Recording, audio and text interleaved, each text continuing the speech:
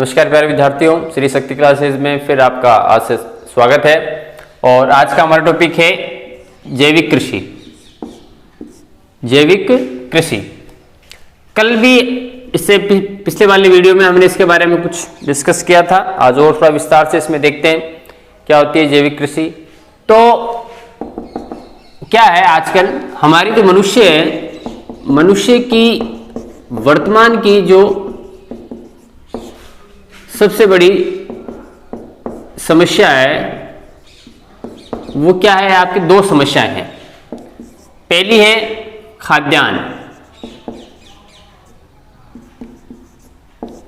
और दूसरी है आवास।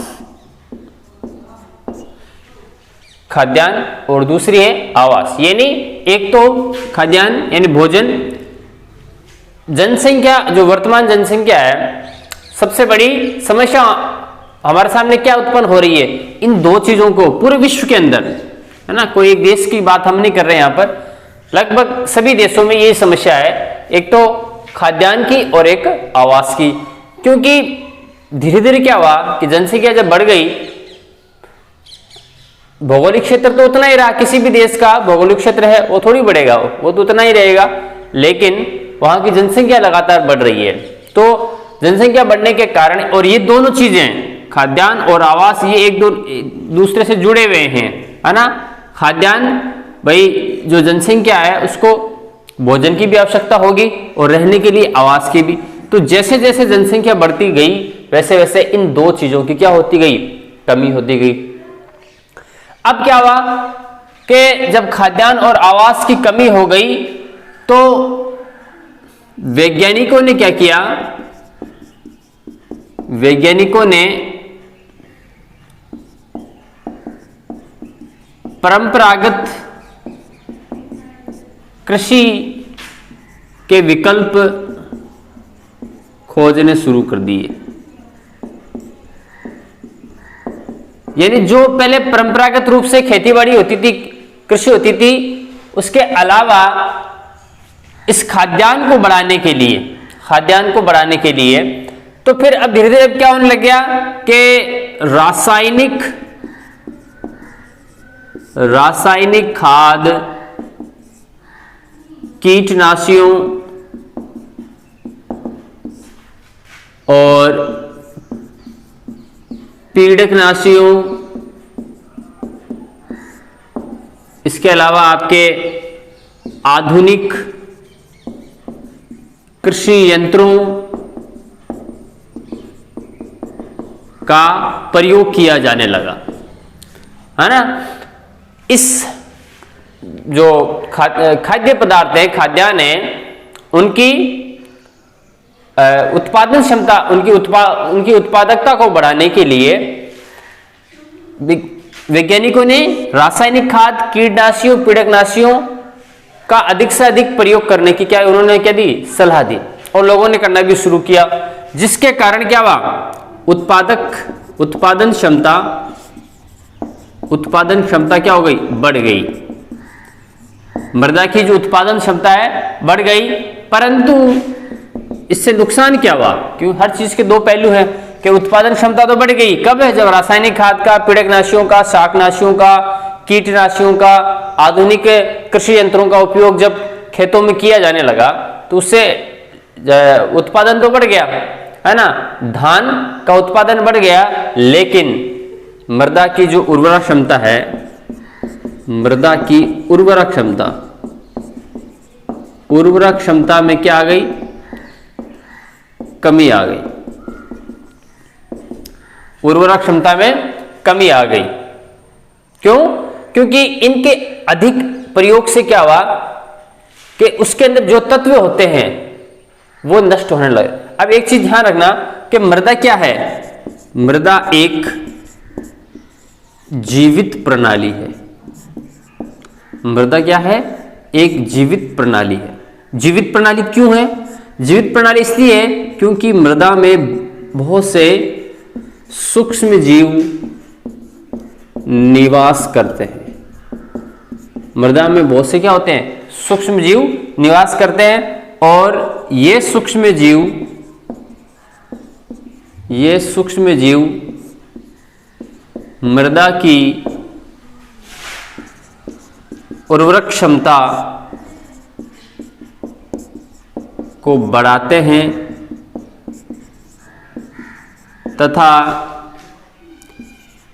इनके कारण उत्पादन भी बढ़ जाता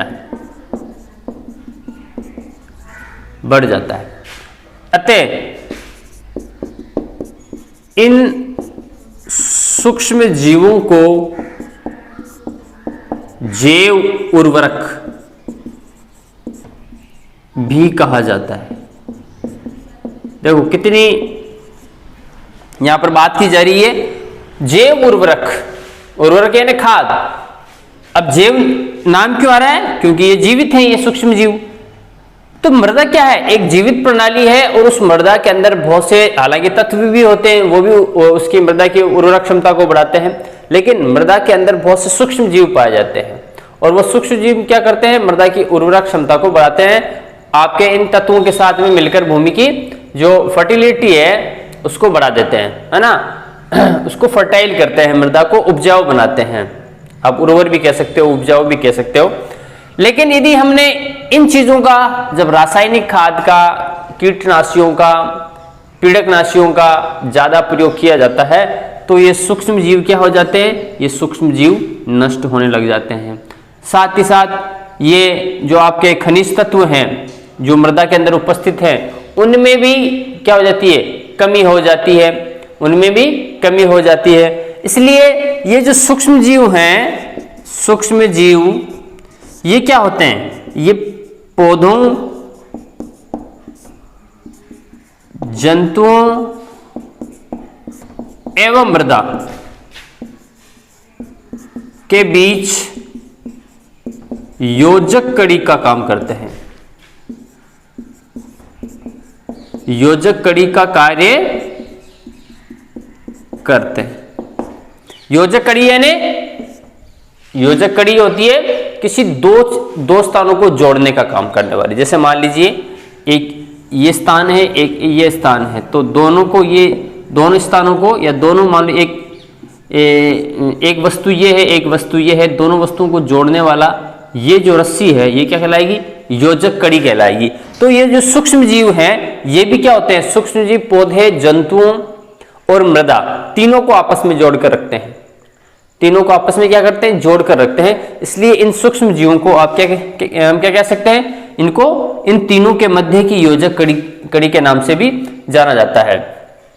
तो अब जब अंधाधुंध इनका जब प्रयोग किया जाने लगा रासायनिक उर्वरकों का, तो उसके कारण फिर ये सूक्ष्म जीव नष्ट होने लगे। भूमि है वो क्या हो गई? वो आपके बंजर होना शुरू हो गई। उसका पहले तो शुरुआत के अंदर देखो उत्पादन बढ़ता हमेशा, है ना। जब हम रासायनिक खादों का प्रयोग करते हैं तो एक दो बार इनका उत्पादन है, खाद्यान्न का उत्पादन है वो अधिक होता है, लेकिन उसके बाद में फिर जब लगातार उसका प्रयोग किया जाता रहता है तो फिर धीरे धीरे वो भूमि है वो क्या होने लग जाती है? अनुपजाऊ होने लग जाती है। अनुपजाऊ होने लग जाती है, यानी अब उसकी जो उर्वरक क्षमता है वो नष्ट होने लग जाती है। कब? जब लगातार उसके अंदर रासायनिक खादों का, पीड़कनाशियों का, है ना, कीटनाशियों का प्रयोग किया जा सके। अतः वर्तमान समय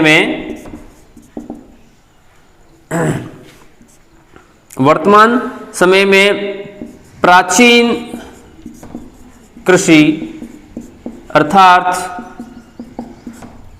कृषि पद्धति अर्थात जैविक खादों के प्रयोग पर जोर दिया जाता है।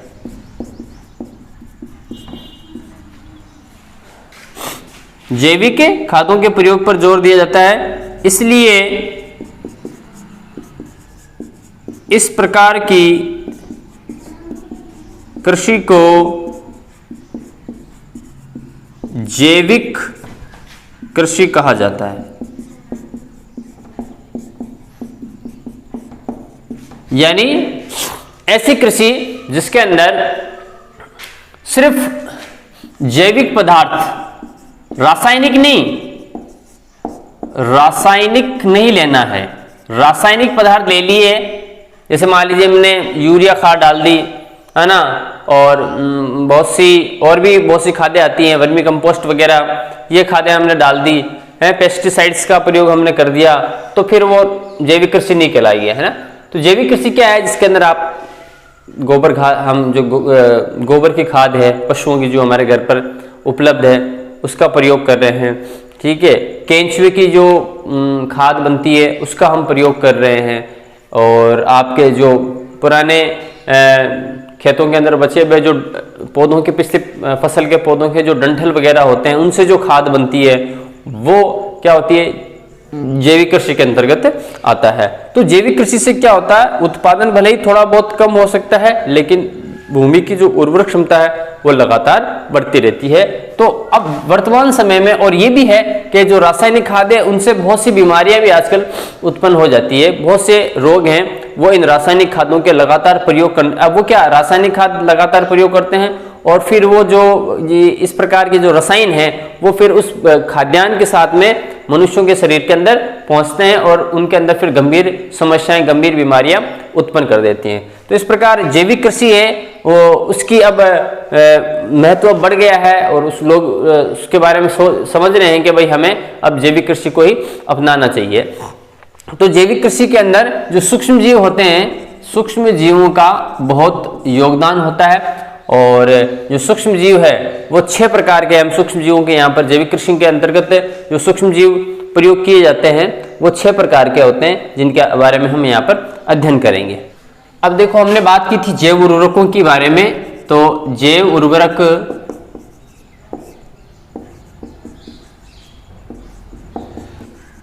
निम्नलिखित 6 प्रकार के होते हैं। जैव उर्वरक है कितने प्रकार के हैं? 6 प्रकार के। इसमें पहला है आपके राइजोबियम जी, एक कॉमन जीवाणु है, सभी परिचित हैं इससे, राइजोबियम जीवाणु। और ये कैसा है? सहजीवी जीवाणु है, बैक्टीरिया है ये। सहजीवी का मतलब आप समझ रहे हो, ये किसी जो परपोषी पौधा है, परपोषी पौधे में ये निवास करता है। ये कैसे? गांठें बनाकर, ठीक है। तो राइजोबियम जीवाणु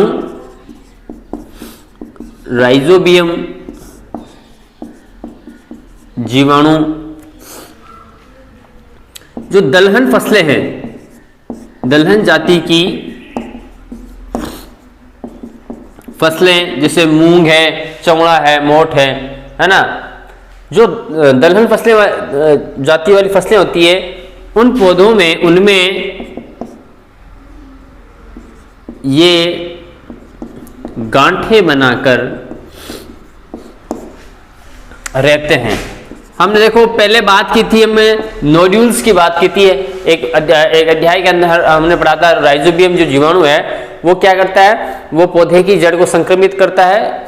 संक्रमित करने के जो कवक मूल से आपके मूल रोम से होता हुआ फिर वो जड़ के अंदर प्रवेश करता है, मुख्य जो जड़ होती है उसके अंदर प्रवेश करता है ना, और वहां पर ये क्या करता है? ग्रंथिकाओं का निर्माण करता है या नोड्यूल्स का निर्माण करता है। और नोड्यूल्स को ही हम यहाँ पर साधारण भाषा में क्या बोलते हैं? गांठें बोलते हैं, ठीक है। गांठें बनाकर ये जो दलहन फसलें होती है उनके अंदर ये जीवाणु रह रहा है। अब देखो, ये जीवाणु उस पौधे के साथ में रह रहा है, उस पौधे के साथ में रह रहा है, उसकी जड़ों में गांठें बनाकर रह रहा है। इसीलिए ये किस प्रकार का जीवाणु है? ये सहजीवी जीवाणु है। सहजीवी यानी साथ साथ जीवन यापन करने वाला जीवाणु। तो पौधे के जड़ों के अंदर रहकर वो क्या कर रहा है? उस पौधे के अंदर गांठें बनाता है, उस पौधे की जड़ों के साथ में मिलकर, और उस गांठों के अंदर वो रहता है।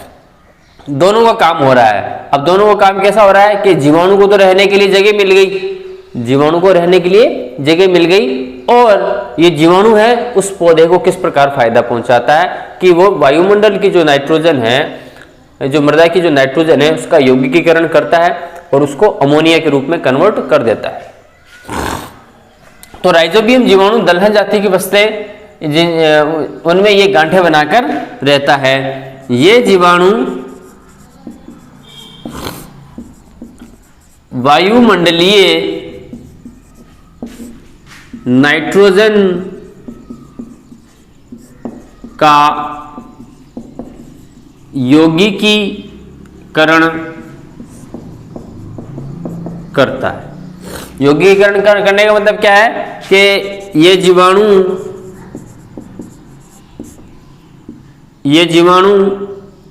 नाइट्रोजन को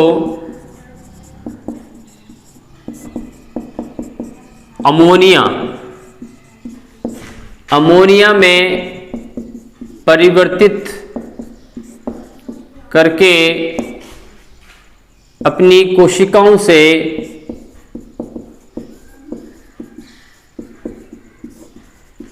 कोशिकाओं से बाहर निकाल देता है, जिसे पौधा ग्रहण कर लेता है। ठीक है, अब नाइट्रोजन का यौगिकीकरण करता है, नाइट्रोजन को अमोनिया में बदलता है, फिर उसको बाहर निकालता है और बाहर निकालने के बाद में जो प्लांट्स है, पौधा है, वो उसको क्या करेगा, ग्रहण कर लेगा अमोनिया को। और जब अमोनिया को ग्रहण करेगा तो आगे फिर वो नाइट्राइट में और बदल देगा उसको, उसका और यौगिकीकरण हो जाएगा, जिसके कारण अब क्या हो रहा है कि पौधे की जो मृदा की जो उर्वरक क्षमता है वो बढ़ जाएगी, है ना। पौधा क्या उत्पादन क्या है, अधिक मात्रा में करेगा, तो जिससे पौधा ग्रहण कर लेता है और उसका उत्पादन बढ़ जाता है। उसको क्या हो जाएगा, उत्पादन बढ़ जाएगा। अब उत्पादन बढ़ गया, एक तो ये फायदा हो गया, एक फायदा क्या हो जाएगा कि अब हम आपको बताया है कि हम फसल चक्र अपनाते हैं। क्या अपनाते हैं, सभी किसान हैं वो फसल चक्र अपनाते हैं। यदि फसल चक्र अपनाएंगे तो फसल अच्छी होगी। फसल चक्र का मतलब क्या होता है कि जैसे मान लीजिए कोई एक खेत है, तो इस खेत के अंदर यहाँ पर जो फसल लगाई गई है इस वर्ष पुनः उस वर्ष वही फसल नहीं लगाई जाती। जैसे यहाँ पर मान लीजिए एक साल यहाँ पर आपने बाजरे की फसल लगाई है इस खेत के अंदर, तो अगली बार फिर वापस इसी जगह इसी खेत के अंदर यदि हम बाजरे की फसल लगाएंगे तो उसका उत्पादन क्या है, घट जाएगा।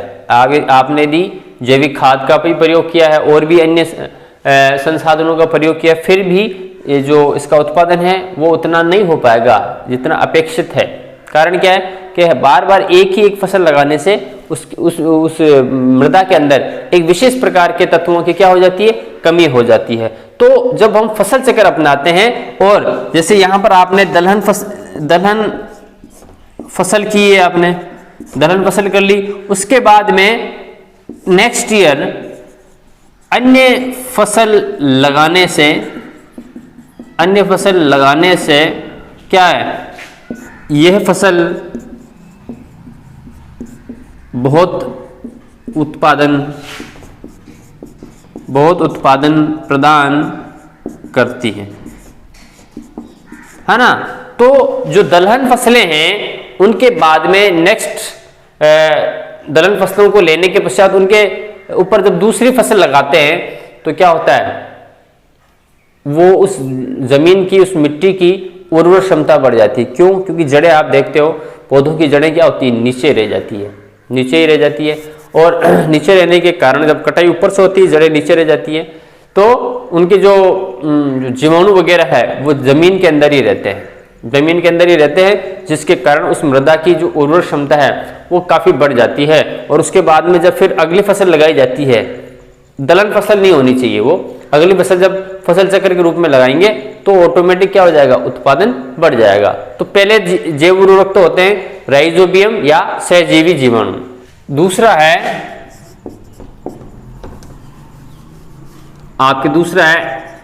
असहजीवी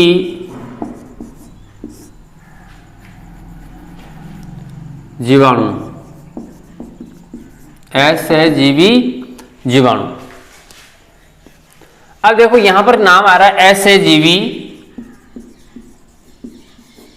असहजीवी जीवाणु का मतलब क्या है कि भाई ये जीवाणु हैं, ये जीवाणु क्या होते हैं, मुक्त अवस्था में रहते हैं, मृदा में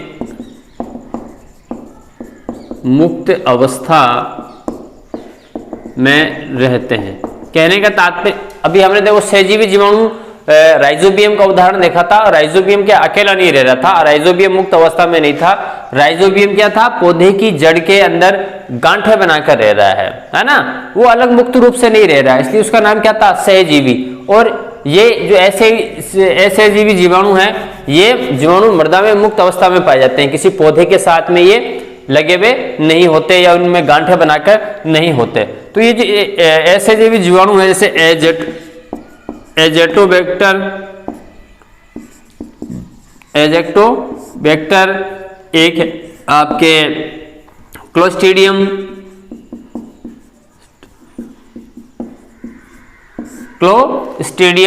ये क्या होते हैं, ये मृदा में पाए जाते हैं, ये मृदा में मुक्त अवस्था में उपस्थित होते हैं। क्लोस्ट्रीडियम होता है जीवाणु जिससे टिटनेस रोग होता है, क्लोस्ट्रीडियम टिटेनी से। तो ये मृदा में मुक्त अवस्था में उपस्थित होते हैं। ठीक है, अब होता क्या है कि ये जो असहजीवी जीवाणु है, एजेक्टोबैक्टर या क्लोस्ट्रीडियम असहजीवी जीवाणु, ये क्या करते हैं, वायुमंडल की नाइट्रोजन का, ये भी क्या करते हैं, यौगिकीकरण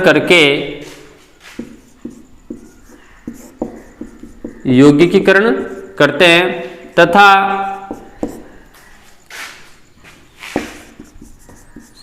नाइट्रोजन को मुक्त कार्बनिक यौगिकों के रूप में अपघटित कर देते हैं। यानी जो नाइट्रोजन है, वायुमंडलीय जो नाइट्रोजन है, उसका यौगिकीकरण करेंगे और उसको किसमें, जो ऑर्गेनिक कंपाउंड्स है, कार्बनिक यौगिक हैं, उनके अंदर उनको बदल देते हैं, अपघटित कर देते हैं। जो ये कार्बनिक यौगिक युक्त जो जीवाणु होते हैं, इनकी मृत्यु होने पर जो अपघटक जीवाणु होते हैं, अपघटक जीवाणु इनका अपघटन करते हैं तथा अमोनिया और अमोनिया से नाइट्राइट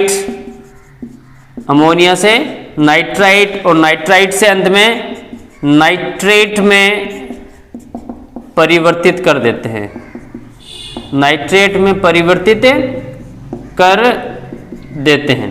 ठीक है, अब नाइट्रेट में परिवर्तित कर दिया और इस नाइट्रेट को अब हम जानते हैं कि पौधे हैं वो ग्रहण करते हैं। अंततः नाइट्रेट को पादप ग्रहण कर लेते हैं, पादप ग्रहण कर लेते हैं किसको, नाइट्रेट को। तो इस प्रकार ये जो असहजीवी जीवाणु है, असहजीवी जीवाणु क्लोस्ट्रीडियम है, एजेक्टोबैक्टर है, ये क्या करते हैं, ये भी नाइट्रोजन का यौगिकीकरण करते हैं और पादप को जो नाइट्रोजन के यौगिक हैं, चाहे वो अमोनिया है, चाहे नाइट्राइट है, चाहे नाइट्रेट है, उसके रूप में उनको उपलब्ध हो जाते हैं, जिसके कारण उस पौधे की, उस पादप की जो उत्पादन क्षमता है वो बढ़ जाती है। उत्पादन क्षमता क्या होती है, बढ़ जाती है। कैसे कि यदि एक यहाँ पर उदाहरण दिया गया है आपके, यदि एजेक्टोबैक्टर को कपास व मक्का की फसल के साथ लगाया जाता है तो उसका उत्पादन 20%, देखो कितना, 20% अधिक होता है। यदि एजेक्टोबैक्टर जो जीवाणु है, ये जीवाणु एजेक्टोबैक्टर जीवाणु है, उसको कपास और मक्का की फसल के साथ मान लो वहां पर उसको छोड़ा जाए, या ये जीवाणु मृदा में उपस्थित हों कपास और मक्का के साथ में, तो उस फसल की जो उत्पादन क्षमता है, ठीक है, रेट ऑफ प्रोड्यूसिंग है, वो कितनी बढ़ जाएगी, 20% इंक्रीज हो जाएगी, बढ़ जाएगी। तो ये जो ऐसे जीवी जीवाणु हैं, ये भी, इनका भी मुख्य काम क्या है, नाइट्रोजन का यौगिकीकरण करके और उसको अमोनिया में, नाइट्रेट में, नाइट्राइट के अंदर परिवर्तित करना और फसल की उत्पादन क्षमता है उसको बढ़ा देना। तो नीलहरित शैवाल, जैसे नीलहरित शैवाल, अब नीलहरित शैवाल के उदाहरण जैसे एक तो एनाबीना, नोस्टॉक आदि, ये भी क्या है, असहजीवी हैं। असहजीवी क्या करते हैं, नाइट्रोजन का यौगिकीकरण करते हैं। नाइट्रोजन का क्या करते हैं, ये भी यौगिकीकरण करते हैं और पादप की उत्पादन क्षमता को ये बढ़ाते हैं। कौन, साइनोबैक्टीरिया या नीलहरित शैवाल, जिसमें एनाबीना और नोस्टॉक क्या है, ये प्रमुख हैं। और ये भी क्या है, किस प्रकार के जीवाणु हैं, असहजीवी जीवाणु हैं, और ये भी नाइट्रोजन का यौगिकीकरण करते हैं।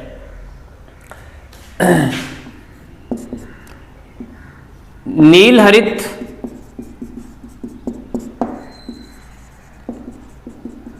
शैवालों में एक विशेष प्रकार की कोशिकाएं पाई जाती हैं, विशेष प्रकार की कोशिकाएं पाई जाती हैं,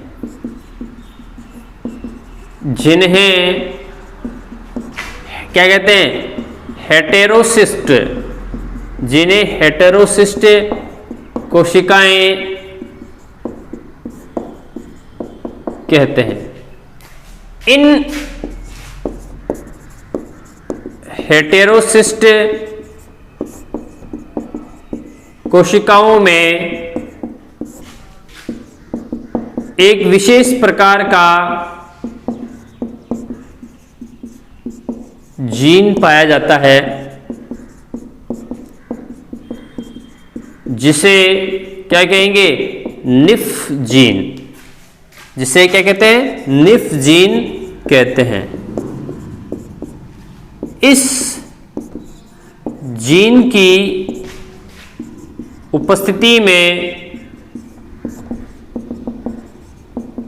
धान की फसल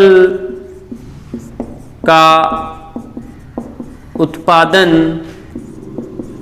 बढ़ जाता है। ठीक है, चावल, धान यानी चावल। तो नीलहरित शैवालें जैसे एनाबीना और नोस्टॉक, ये भी क्या है, असहजीवी जीवाणु हैं और ये नाइट्रोजन का यौगिकीकरण करते हैं। नीलहरित शैवाल हैं या साइनोबैक्टीरिया है, उनमें एक विशेष प्रकार की कोशिकाएं पाई जाती हैं, जिन्हें हम क्या कहते हैं, हेटेरोसिस्ट कहते हैं। और हेटेरोसिस्ट कोशिकाओं में एक विशेष प्रकार का जीन पाया जाता है, जिसे क्या कहते हैं, निफ जीन कहते हैं। और इस जीन की उपस्थिति के कारण धान के जो खेत होते हैं, उनकी उत्पादन क्षमता बढ़ जाती है। अब आजकल क्या है, आजकल ये जो नीलहरित शैवाल है, नीलहरित शैवाल के साथ ही एक टेरिडोफाइटा है, टेरिडोफाइटा है ना, टेरिडोफाइटा जिसका नाम क्या है, एजोला, का भी प्रयोग किया जाता है नाइट्रोजन यौगिकीकरण में। किसका, एक एजोला का प्रयोग किया। एक टेरिडोफाइटा है जिसका नाम है एजोला, इसका प्रयोग भी किया जाता है नीलहरित शैवालों के अतिरिक्त। अब ये जो एजोला है इसका जो प्रयोग है, एजोला का प्रयोग पूर्वी व दक्षिण पूर्वी एशिया में चावल के खेतों में प्रयोग किया जाता है। इसका जो उपयोग है एजोला का वो पूर्वी और दक्षिण पूर्वी एशिया के चावल के जो खेत होते हैं उनमें इसका प्रयोग किया जाता है। और इसके प्रयोग से इनके, अब क्यों, क्योंकि जो एजोला है, एजोला में भी क्या होता है, इनके अंदर भी कुछ विशेष प्रकार के निफ जीन्स पाए जाते हैं जो कि इसकी उत्पादन क्षमता को बढ़ा देते हैं। एक और चीज है कि एजोला को एजोला पिनाटा है ना, एक और टेरिडोफाइटा एजोला पिनोटा के साथ यदि इसका प्रयोग किया जाए, एजोला को पिनाटा के साथ प्रयोग किया जाए तो चावल के अंदर 50% के उसके उत्पादन में क्या हो सकती है, वृद्धि हो सकती है। तो इस प्रकार ये क्या है, आपके 3 हो गए आपके नीलहरित शैवाल और साइनोबैक्टीरिया। उसके आगे वाले जो 3 और रह गए हमारे जो जीवाणु वो हम कल पढ़ेंगे। और तब तक धन्यवाद।